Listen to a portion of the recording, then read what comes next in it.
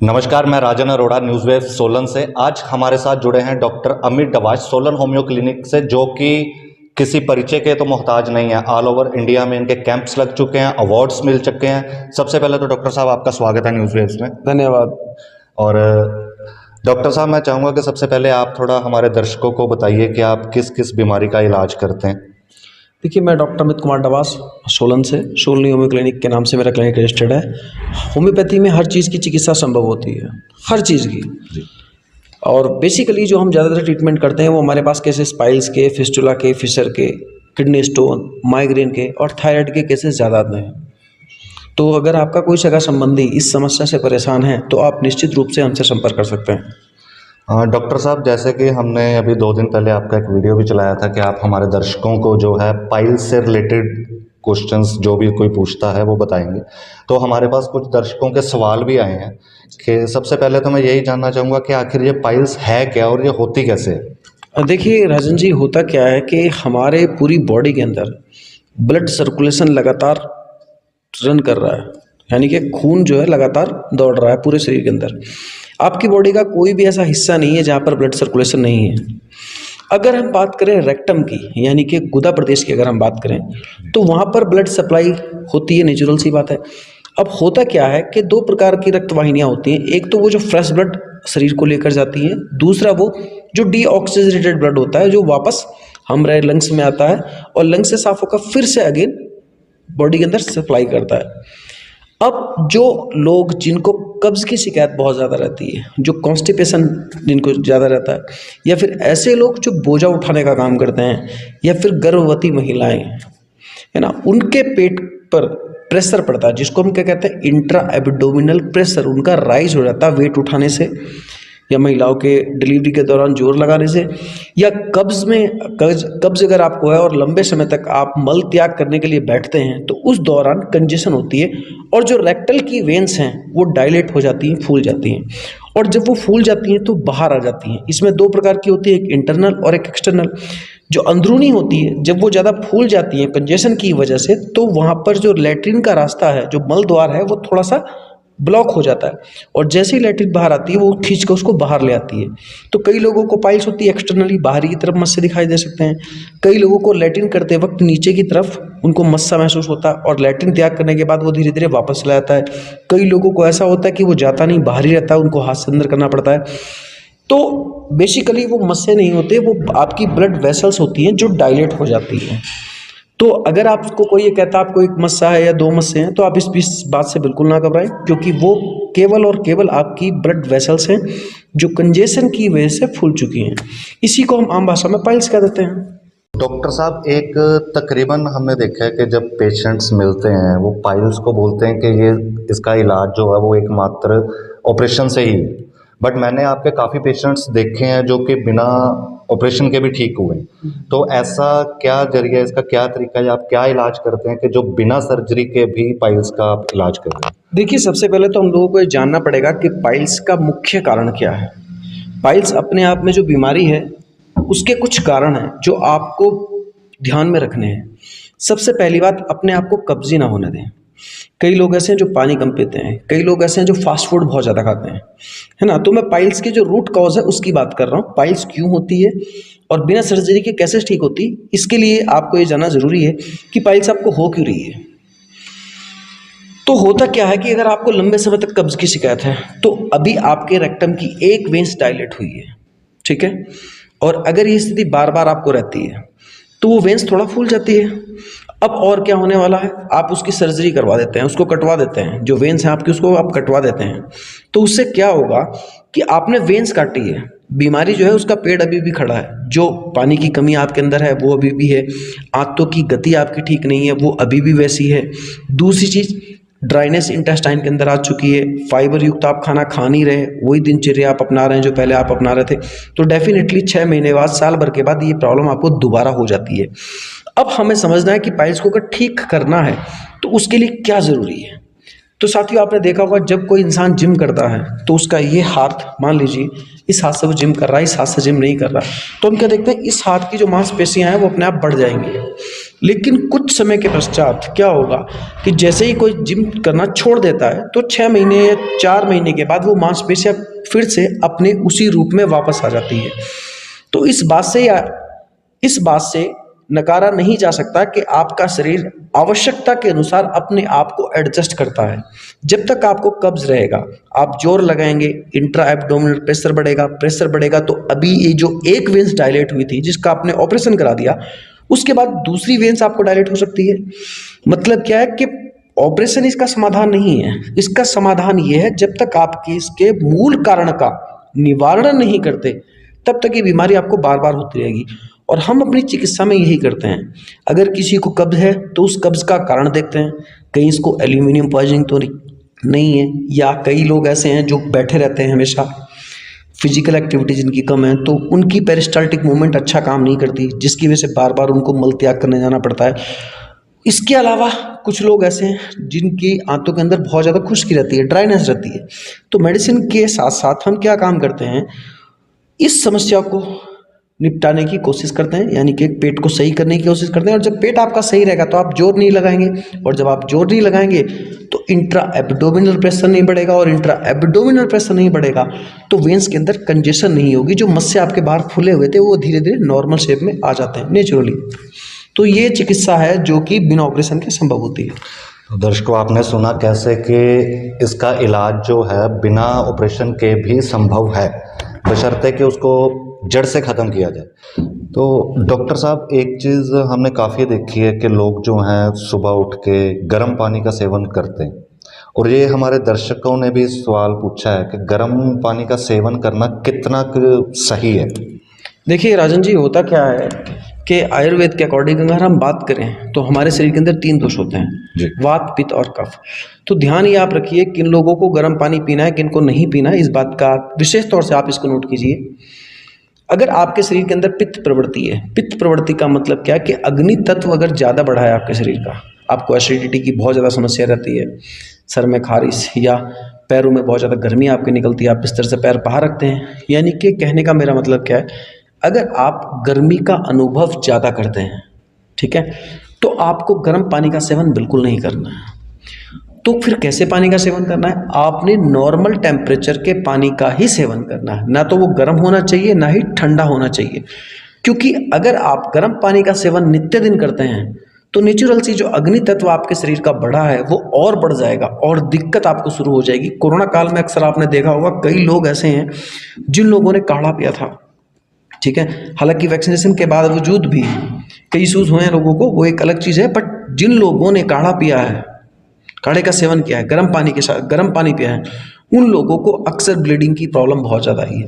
तो ऐसे कई केस हमारे पास हैं जो कोरोना का ट्रीटमेंट ले रहे थे, उसके बाद उनको साइड इफेक्ट आए। कई लोग ऐसे हैं जो गर्म पानी का सेवन कर रहे थे, उनको लोगों को साइड इफेक्ट आए।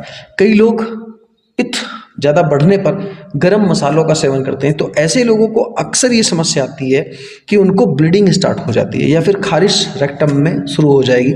तो ध्यान रखें, अगर आपके शरीर के अंदर पित्त दोष ज़्यादा है तो आप इस चीज़ का सेवन बिल्कुल ना करें, ज़्यादा सही रहेगा। इसमें डॉक्टर साहब एक चीज़ और है कि ज़्यादातर देखा गया कि लोग बोलते हैं कि पानी जितना ज़्यादा पियो उतना अच्छा है। तो ये हर बंदे को पानी पीने का मतलब जितना मर्जी पीता रहे, वो कुछ इसका है? देखिए होता क्या है सर कि पानी का सेवन आपके शरीर के पर निर्भर करता है। एग्जाम्पल के तौर पर मैं अगर बात करूं तो एक पेड़ तो रेगिस्तान में खड़ा है और एक पेड़ पानी के किनारे खड़ा है। अगर हम दोनों पेड़ों को उनकी जगह बदल देते हैं तो दोनों ही पेड़ मरने वाले हैं। तो हर शरीर की पानी की आवश्यकता अलग अलग है। ये निर्भर करता है आपकी रासायनिक केमिस्ट्री पर, आपकी बॉडी कितने लंबे समय तक पानी को रिटेन करके रखती है उस पर। तो कई लोगों को पानी पीने के बाद ज़्यादा समस्या आती है। तो आपका जो शरीर है, मान लीजिए अगर आप 70 किलो के हैं तो मिनिमम आपको लगभग 4-5 लीटर पानी पीना ज़रूरी है। और स्टार्टिंग में प्रॉब्लम आएगी आपको। कई लोग कहते हैं कि सर हम पानी पीते हैं तो हमें वॉमिटिंग से आती है। तो इसका मतलब क्या है कि बॉडी की जो रासायनिक क्रियाएं हैं वो ज़्यादा पानी के लिए आधारित नहीं है। तो निश्चित रूप से हर एक कॉन्स्टिट्यूशन अलग अलग होता है। कई लोगों को पानी पीने से ज़्यादा दिक्कत होती है, पानी रिगर्जिटेट होता है।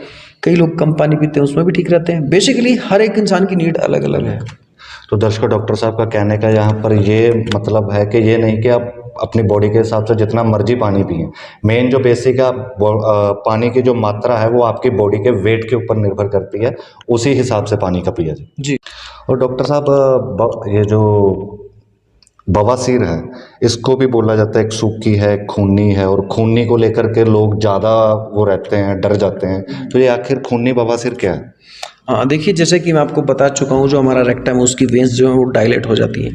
कई बार क्या होता है, न्यूट्रिशनल डेफिशिएंसी की वजह से हमारी जो ब्लड वेसल्स हैं, पहले मैं आपको बताना चाहूँगा कि हमारी जो ब्लड वेसल्स हैं, जो आप हाथों पर देख रहे हैं अपनी नसें, ये गुब्बारे नुमा होती हैं, इलास्टिसिटी इनके अंदर होती है, लचीलापन होता है।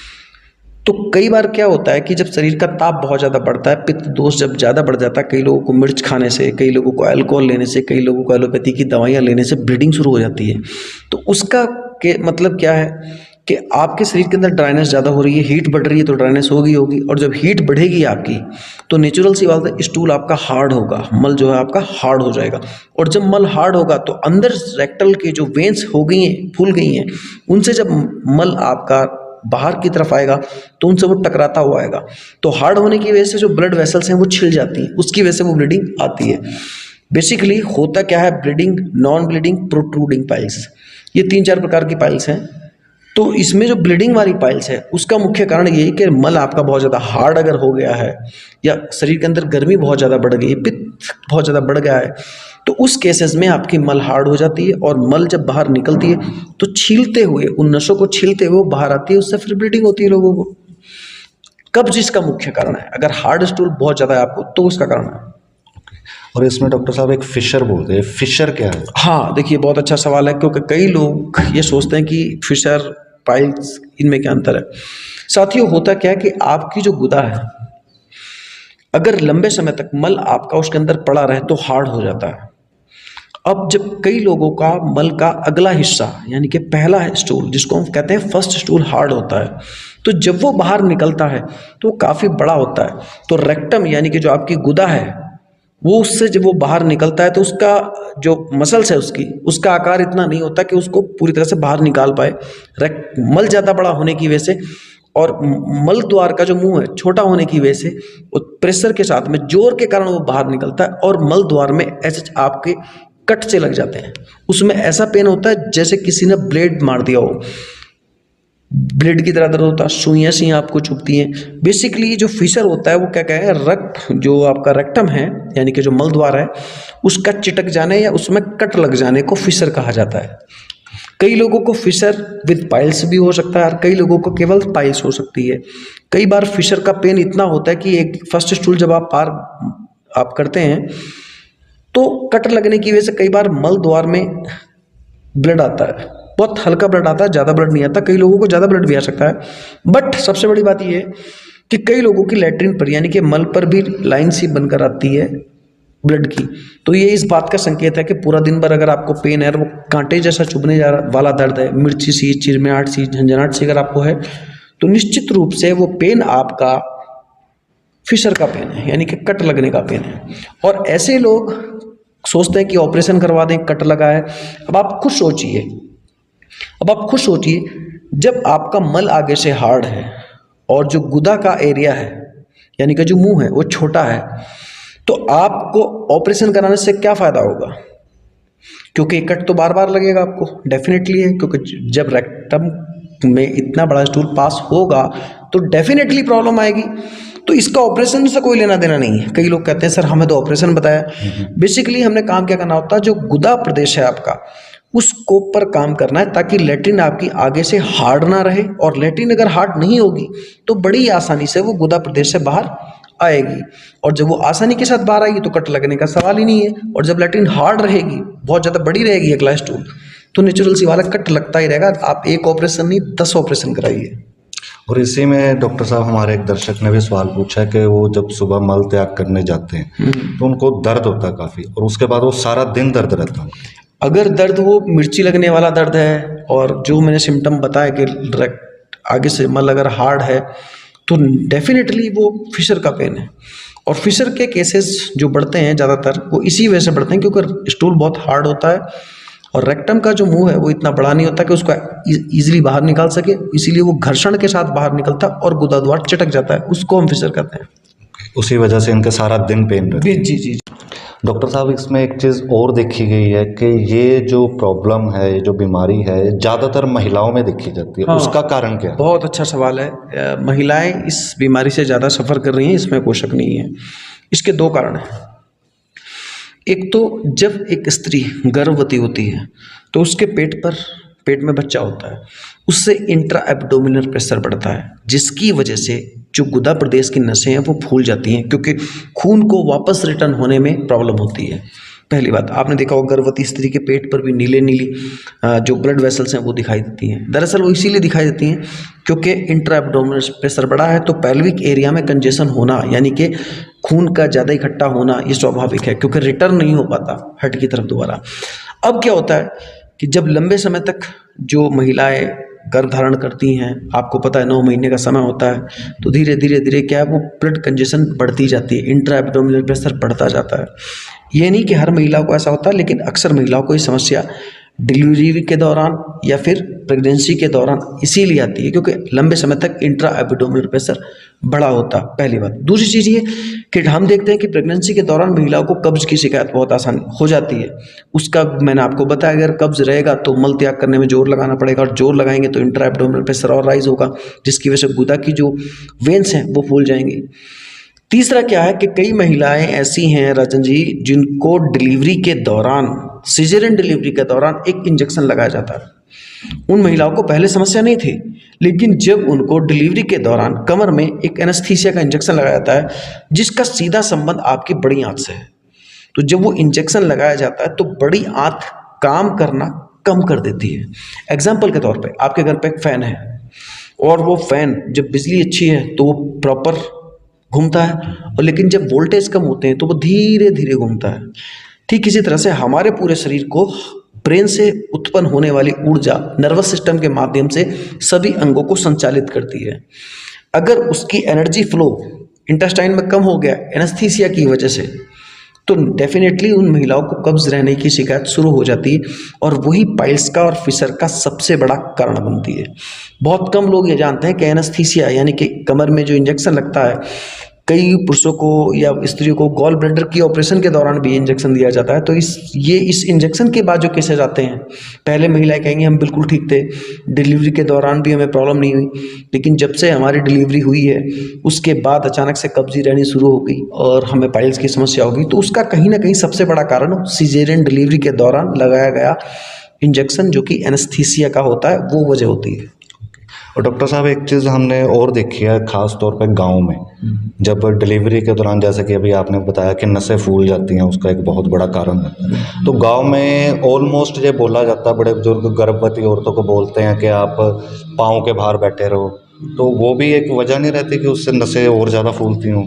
हाँ, वो भी बॉडी का वेट नेचुरल सी बात है। जैसे कि मैं बता रहा हूँ आपको कि पाइल्स होने के मुख्य कारण आपका कब्ज है, वेट उठाना। आजकल हम देख रहे हैं कि जिम में लोग वेट उठा रहे हैं जी, ठीक है, इतनी शरीर में जान है नहीं जितना हम वेट उठा रहे हैं। तो उससे भी जब हम वेट उठाते हैं, तो कोई भी जब भी आप कभी वेट उठाएं, अनुभव करेंगे आपके पेट पर उसका जोर आता है। तो जो लोग एक्स्ट्रा वेट मार रहे हैं केवल बॉडी जल्दी बनाने के लिए, तो कई ऐसे लोग हैं जिनको ये समस्या आ रही है। तो ध्यान रखें, अगर आप जिम करते हैं तो इस बात का विशेष ध्यान रखें कि अपने जो वेट उठा रहे हैं आप, वो ऐसा ना हो कि जिसको उठाने के लिए बहुत ज़्यादा जोर आप लगाएं, क्योंकि जब आप जोर ज़्यादा लगाते हैं तो इंट्रा एब्डोमिनल प्रेशर राइज होता है, पेल्विक एरिया में कंजेशन होती है, और कई लोग जो बहुत ज़्यादा कमज़ोर हैं उनका गुदा प्रदेश भी बाहर आ जाता है, यानी कि मलद्वार बाहर आ जाता है, जिसको हम प्रोलैप्स ऑफ रेक्टम भी कहते हैं। तो ध्यान रखें, जोर वाला काम आप बिल्कुल ना करें। पेट पूरी तरह से साफ रहना चाहिए, फाइबर आप अच्छा लें, मैदे वाला फास्ट फूड जो जंक फूड है उसको आप छोड़ दें, तभी आपकी चिकित्सा संभव हो पाती है। जी डॉक्टर साहब, इसमें एक चीज़ और सामने आती है कि जो पाइल्स है, पाचन शक्ति आप बोल रहे हो कि ज़्यादा मसाला खाने से है ये वो, तो क्या इसके लिए कि पाचन शक्ति का भी कोई, लीवर का भी इसमें कोई समस्या रहेगी? देखिए राजन जी, होता क्या है कि अगर आपका लीवर सही नहीं है, पहली बात तो आप समझ लीजिए 500 प्रकार के जो कार्य हैं वो लीवर के होते हैं। और आपके शरीर का सबसे बड़ा ये पावर हाउस एक तरह से हम देख सकते हैं, क्योंकि लीवर अगर आपका अच्छा काम कर रहा है तो आपको कोई रोग नहीं है। और लीवर की मैं एक बात और बताऊं, आपके ग्लूकोज लेवल को भी ग्लाइकोजन में कन्वर्ट करके लीवर रखता है, ठीक है। तो लीवर अगर आपका सही है तो आपको कब्जी नहीं होगी, और लीवर अगर आपका सही है तो आपको एसिडिटी की समस्या नहीं होगी।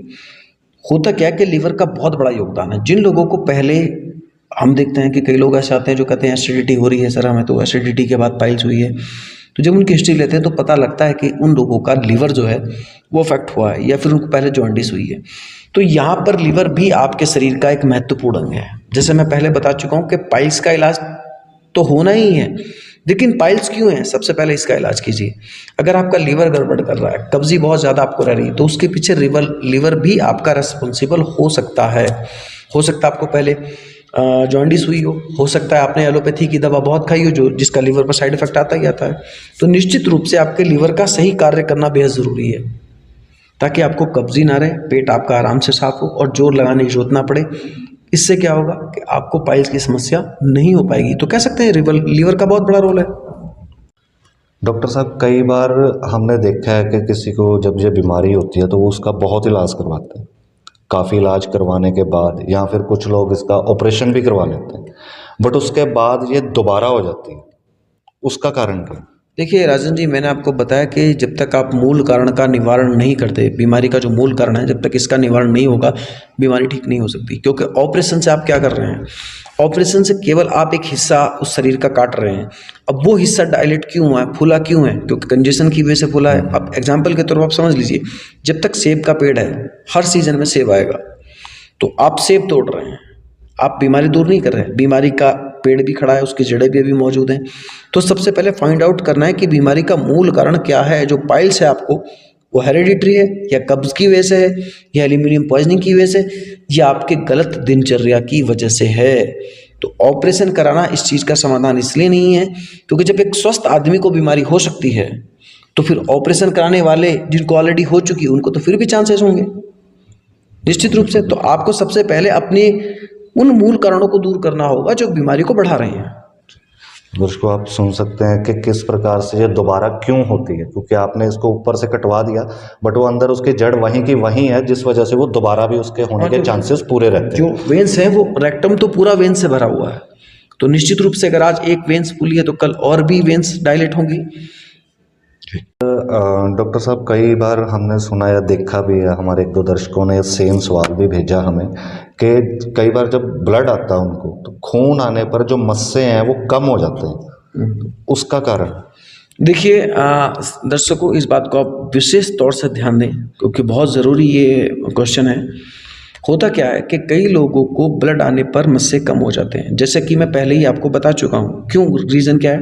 क्योंकि हमारी जो वेन्स हैं वो रबड़ नुमा होती हैं, गुब्बारे नुमा होती हैं। जब हम एक गुब्बारे में पानी भरते हैं तो वो गुब्बारा नीचे की तरफ फूल जाता है, ठीक है, या हम हवा भरते हैं तो वो फूल जाता है। अब वो जो वेन्स हैं जिनको आप मस्से समझ रहे हो वो फूल गई हैं। क्यों फूली? क्योंकि उनके अंदर खून इकट्ठा हो चुका है। अब मैं पहले ही आपको बता चुका हूँ कि रबड़ नुमा होते हैं, तो जैसे गुब्बारे में आप पिन चुभाते हैं और गुब्बारे से हवा निकल जाती है, या फिर जिस गुब्बारे में पानी हो उसमें आप पिन चुभाते हैं तो वो फट जाता है और पूरा पानी बाहर निकल जाता है और वो गुब्बारा जो है सिकुड़ कर छोटा सा हो जाता है। ठीक किसी तरह से आपकी जो ब्लड वेसल्स हैं रेक्टम की या पूरी बॉडी की, इसी तरह से ब्लड वेसल्स होती हैं, बहुत सॉफ्ट होती हैं, इलास्टिसिटी बहुत ज़्यादा होती है। अब अगर आपको खून निकल जाता है तो नेचुरल सी बात है कि मस्सा सिकुड़ जाएगा। क्यों? क्योंकि वो तो गुब्बारे नुमा है ना, उसके अंदर खून भरा हुआ है। अब खून निकल गया बाहर तो प्रेशर कम हो गया, और प्रेशर कम हो गया तो अपने आप आकार में छोटा हो जाता है। सिंपल है। डॉक्टर साहब, इसमें एक चीज़ और है कि प्रोलैप्स बोला जाता है, प्रोलैप्स क्या है? देखिए, प्रोलैप्स का मतलब होता है, प्रोलैप्स कई तरह का हो सकता है। पहली बात, जिन महिलाओं का शरीर या जिन पुरुषों का शरीर बहुत ज़्यादा लूज पड़ जाता है, यानी कि एसिडिक टेंडेंसी बॉडी में ज़्यादा होती है, तो आपने अक्सर देखा होगा कई लोगों को हर्निया की समस्या होती है। कई महिलाएं ऐसे हैं जिनका यूट्रस बाहर आ जाता है, जिसको हम कहते हैं कि मल जो गर्भाशय है वो बाहर आ गया। ठीक किसी तरह से आपका मल द्वार है। हम क्या देखते हैं कि अगर आप ज़्यादा जोर लगा रहे हैं, न्यूट्रिशन की कमी है शरीर के अंदर, वीकनेस ज़्यादा है, तो ज़्यादा वेट उठाने पर, जो लोग वेट बहुत ज़्यादा उठाते हैं, जैसे खान हो गए, अक्सर बोझा उठाने वाले लोग हैं, या ऐसे लोग हो गए जो बहुत ज़्यादा खेतों में मेहनत कर रहे हैं, जोर का काम कर रहे हैं, तो ऐसे लोग जिनका पेट बहुत लंबे समय से खराब चल रहा है, ऐसे लोगों के शरीर में न्यूट्रिशनल डेफिशिएंसी हो जाती है। आपके शरीर को सुचारू रूप से काम करने के लिए 22 प्रकार के अमीनो एसिड की ज़रूरत होती है, प्रोटीन की ज़रूरत है, कार्बोहाइड्रेट्स की ज़रूरत है। तो ये निश्चित रूप से आपके शरीर में कहाँ से पहुँचते हैं? पेट के रास्ते पहुँचते हैं। जैसा आप खाते हैं, आपकी आंतें उनको अब्जॉर्ब करती हैं, पूरे शरीर में भेजती हैं। एक छोटा सा बच्चा 6 फीट का इंसान कैसे बन जाता है? खाने से ही संभव होता है ना सब कुछ। तो खाना, आपका पेट सही रहना बहुत ज़रूरी है। अगर आपका पेट लंबे समय से गड़बड़ रहता है, लूज मोशन आपको लगते हैं, जो भी आप खा रहे हैं, और वो खाना खाने के तुरंत बाद आपको मल के लिए जाना पड़ता है, तो ऐसे में शरीर के अंदर जो आवश्यक न्यूट्रिशन है उसकी कमी हो जाती है। और जब न्यूट्रिशन की कमी हो जाती है तो जो मांसपेशियां हैं आपकी वो कमज़ोर पड़ जाती हैं, और जब आप बोझ उठाते हैं तो वही मांसपेशियां, वही लिगामेंट अपना को लूज कर देते हैं, और जो मल द्वार है वो बाहर की तरफ आ जाता है। यही अक्सर महिलाओं में यूट्रस प्रोलैप्स का कारण बनता है। कहते हैं कि लिगामेंट वीक हो गए, महिलाओं के जो लिगामेंट हैं वो कमज़ोर हो गए। ऐसी कई महिलाएं हमने ठीक करी हैं जिनका यूट्रस जो है वो बाहर आता था। अक्सर उनको भारीपन महसूस होता, गुदा के अंदर उनको भारीपन महसूस होगा, और रेक्टम की जो मांसपेशियां हैं वो वीक पड़ चुकी होती हैं। तो जरा सा भी वो जोर उठाते हैं या फिर लंबे समय तक पैरों के बल अगर वो बैठते हैं तो भी मलद्वार बाहर आ जाता है। तो मलद्वार बाहर आने का मतलब क्या है? अपनी जगह से किसी चीज का खिसक जाना प्रोलैप्स कहलाता है। यूट्रस अपनी जगह से खिस गया, हम कहते हैं यूट्रस प्रोलैप्स है। हर्निया हो गया तो हम क्या कहते हैं? हर्निया हो गई, इंटेस्टाइन प्रोलैप्स हो गई है ना। और इस जो यूट्रस है, जो रेक्टम है, जब वो अपनी जगह से बाहर आ जाता है तो हम उसको यूट्रस वो रेक्टम प्रोलैप्स कहते हैं। रेक्टम प्रोलैप्स में और पाइल्स में एक अंतर होता है, इसको थोड़ा समझ लीजिए। होता क्या है, ये आपका मलद्वार है। अगर इसमें एक दो नसें ऐसे दिखाई दे रही हैं आपको बाहर निकली हुई, तो ये पाइल्स कहलाती है। लेकिन अगर ये पूरा का पूरा हिस्सा ऐसे फूल की तरह से खुल जाता है, मतलब खुल जाता है ये, ठीक है, जैसे मान लीजिए ये वो है, और ये इस तरह से खुल जाता है लैट्रिन करते वक्त, पूरा गोलाई में अगर महसूस करते हैं आप कुछ बाहर निकला हुआ है, तो ये प्रोलैप्स कहलाता है।